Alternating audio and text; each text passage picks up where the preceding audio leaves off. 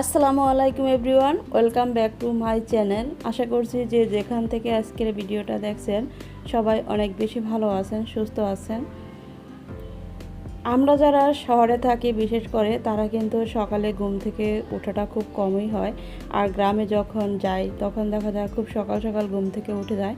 আর গ্রামের সকালবেলার ভোরের দৃশ্যগুলো, পাখির ডাক খুব ভালো লাগে। তো আমরা কিন্তু শহরে যারা থাকি এটা খুব মিস করে থাকি। আজকের ভিডিওটা আমি ভোর 4:30 থেকে শুরু করেছি।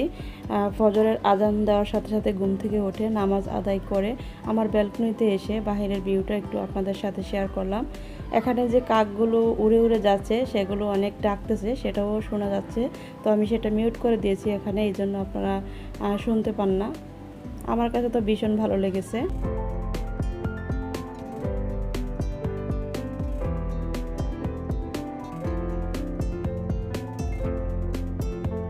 তো সকালে বাচ্চাদের স্কুলে দিয়ে এসে বাসায় রান্নাবান্না কিছু কমপ্লিট করে তারপর আমার পরিচিত এক আপুর সাথে একটু বাজারে গিয়েছিলাম।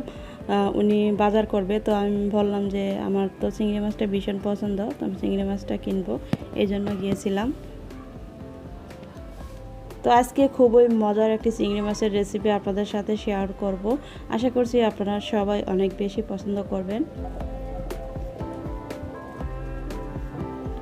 এই রান্নাটা করার জন্য এখানে পরিমাণ মতো তেল, পেঁয়াজ কুচি, চিংড়ি মাছ স্বাদ অনুযায়ী লবণ দিয়ে কিছুক্ষণ নেড়ে চেড়ে হালকা ভেজে নিব।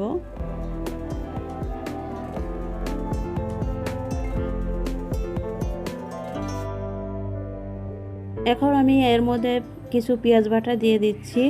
পেঁয়াজ বাটাটা দিয়ে ভালোভাবে কষিয়ে নিচ্ছি, আর সাথে দিয়ে দিচ্ছি কিছু কাঁচামরিচ ফেড়ে।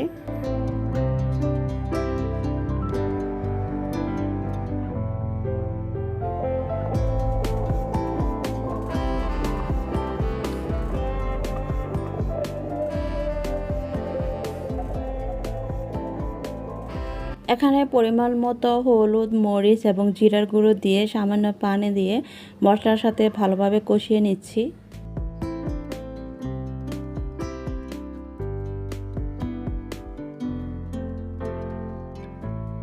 আপনারা চাইলে কিন্তু এখানে ছোট চিংড়ি মাছ ব্যবহার করতে পারবেন, তবে এই ধরনের চিংড়ি মাছ দিয়ে এই রকম ভাজিটা করলে খেতে ভীষণ টেস্টি হয়। তো মশলাটা ভালোভাবে কষানোর পর এর মধ্যে আমি কেটে রাখা কাঁকরোলগুলো দিয়ে দিচ্ছি।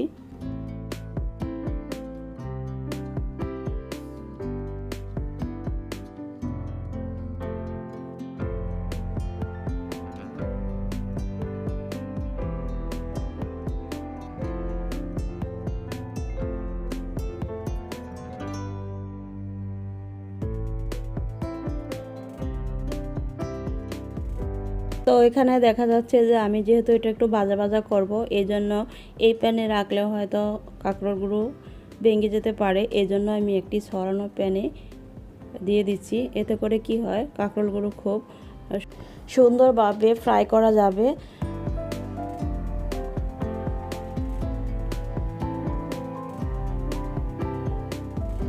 যে প্যানের মধ্যে আমি প্রথমে রান্নাটা বসিয়েছিলাম, তো সেই প্যানটা ধুয়ে পানিটা দিয়ে দিচ্ছি, মশলাটা যাতে পুরো মশলাটা যাতে কাঁকরোলের মধ্যে প্রবেশ করতে পারে এই জন্য। আর রান্নাটা হবে লো ফ্লেমে। আপনারা অবশ্যই যখন এই রান্নাটা করবেন ধৈর্য সহকারে করার চেষ্টা করবেন। আমরা যদি অনেক মজার কোনো কিছু খেতে চাই তাহলে তো অবশ্যই ধৈর্য ধারণ করে তারপর রান্না করতে হবে। তাড়াহুড়া করে সবসময় রান্না করলে কিন্তু রান্নাটা মজা হয় না। তো আপনারা দেখে বুঝতে পারছেন যে এটা আমি কতটা লো ফ্লেমে রেখে তারপর রান্নাটা করেছি। যেহেতু এখানে কোনো ধরনের পানি ব্যবহার করব না, আর যে পানিটা এখানে দেখতেছেন মাখা মাখা, সেটা দিয়ে এই কাঁকড়াটা খুব ভালোভাবে কুক হয়ে যাবে। তো আমার বাসায় কাঁকরোলের বিচিটা তেমন পছন্দ করি না, এই জন্য আমি কাঁকরোলের বিচিটা সবসময় ক্লিন করে রান্না করার চেষ্টা করি। যখন মাছ দিয়েও রান্না করি তখনও আমি কাঁকরোলের বিচিটা ফেলে দিয়ে রান্না করি।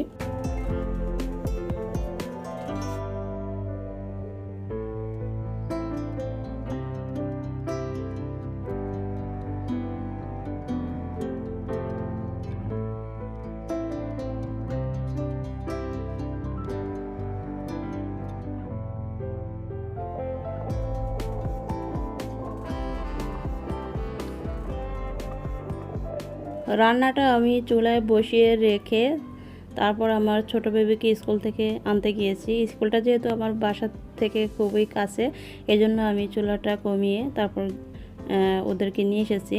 তো আমার শরীরটা তেমন ভালো ছিল না, এই জন্য টিচারদের কাছ থেকে বলে তারপর 5-4-3টাকে ছুটি নিয়ে বাসায় একত্রে চলে এসেছি। আর এখন প্রচণ্ড গরম পড়তেছে, এজন্য দেখা যায় বারবার যেতে ইচ্ছে করছে না। আর আমি ঘুম থেকে উঠে এই ভয়েসটা দিয়েছি, এজন্য কণ্ঠটা এরকম লাগতেছে। আমার কাছে অনেক খারাপ লাগতেছে যে মোটা মোটা লাগতেছে। ঘুম থেকে উঠে আসরের নামাজের পরে তারপর ভয়েসটা দিয়েছি।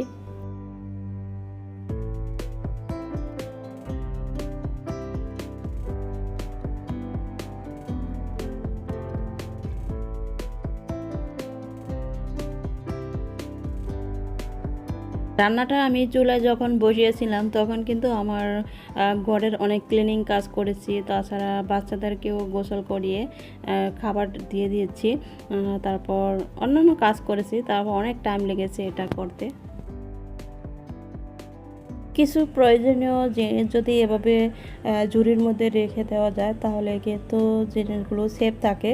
আর আমাদের যাদের ঘরে ছোট ছোট বাচ্চারা আছে তাদের ঘরে দেখা যায় জিনিসগুলো গুছিয়ে রাখলেও অনেক সময় প্রয়োজনীয় জিনিস খুঁজে পাওয়া যায় না। আমারও বড় একই অবস্থা, আমি সবসময় গুছিয়ে রাখার চেষ্টা করি, তারপর অনেক সময় দেখি যে প্রয়োজনীয় জিনিসটা যখন প্রয়োজন তখন আর পাই না, এই আর কি।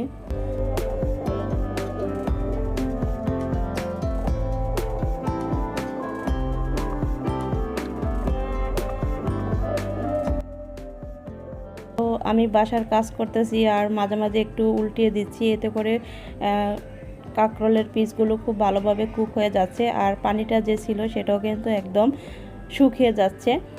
এরকম একটা রেসিপি থাকলে কিন্তু ভাতের সাথে আমার মনে হয় আর কোনো তরকারি না হলেও হয়। খুবই টেস্টি এবং মজার একটি রেসিপি, আপনারা একবার হলেও বাসায় ট্রাই করে অবশ্যই খাবেন, দেখবেন কত মজার।